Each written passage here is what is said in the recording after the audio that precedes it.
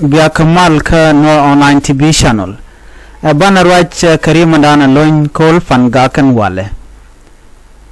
Man bana ngach fangak shimep. Fangak shimun. Fangaka na trade mo. Dor mutinene ti chopke kimi. Ti shingtin. Tikan wano. Ne ti chuch. Ti bugo ni shanka werka na shangdar. Akuma kirma yadit. Kagwame bar. Ne kore wika fangak.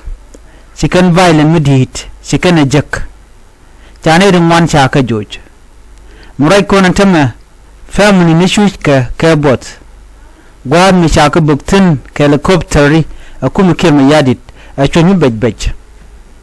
Ngun remdien. Ngun bana lat kon ware. Ki ngun bana latan tama. Gwad waga minaka ne kona. Akirma yadit. Deinika kene deini tad. Ngay kona no boat in kam kan kon ka boat bej. Ka boat jata loaj. Na me beche long meling kona ka fangak. Regadana tuwa ka fangak. Kiritin kona lat kordi ng wale. Ka siyanga kel ka pay wakal ron kinga dangraw. Wida yan dangraw wida diech. Just one medita long. Ling dan ko siya fangak. Siya na maktin ka siya naat. Siya ka mo'y kabotin. Ajo mi jiya galong siya magwa. Man bana ngach. Fangak. Adoran ko ni konan were. Minak ne kontin. Aku mekir yadit. Gari kon were gul konde koran mat. Dene jodan dene jetup. And wale. Beje long. Fangak is bleeding. This is not just a place on the map. It is home to the thousands of people suffering in silence for too long. The people of Fangak have faced violence, displacement and hunger. Families are being torn apart. Children are growing up in fear. The wounds of conflict are deep and the cries of Fangak people must be heard. But this isn't just their fight. It is a call for all of us to pay attention, to raise our voices and to demand peace and justice. Fangak is bleeding, but with awareness, support and action, we can help heal the wound. Let not turn away. Let it stand with Fangak. Chwanga kel kadorana Fangak kamin chwa dalarina wale. Kumikir mayadi te kumigoro bakondi al tukone kone shalken ware. En wale Fangak run bawi de dire dwan ware. Amum bana kulelel. Ko ngai kone gwa enwo kurche chunga Fangak rwade. Shirga meche tuok pan kaje.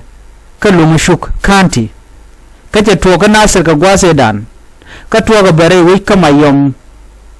Ka United State gondo kondi al chui kontin kana me kirma yadi nongamo rim kon chi ku lo nyen tama ka jen gwase me men bana ngach kun al gor jen wode koran mat ko derik dialati dene ka wuch chi konde lo ngut re shu kamishit kena kon wer shardan mat kel atelo ram me chunga ka jang kondi al chunga kel ko bana kur jane ban je kula luang reden jok gona jen go bana doran bana jagang Gwasen be tere ti kene diala kon tigo kon gorjen go chicken buti ko kon be rodia nan a kon ti gwante ara kon ti ja peru gwadana shemal cheben riem dana lo nyan tama be ko kon kare nyalo bele ne to garik titi chiga permanent telari mala permanent la to gon wala rum borodo wuch gorjen en go biya roje me biya jeling nyala je ne ko ken chonna kel ga Fangak airing titi en wale ko adoran kaga ne konin kon tin chujin wini mi tin boko na shang akir ma yadit karen yale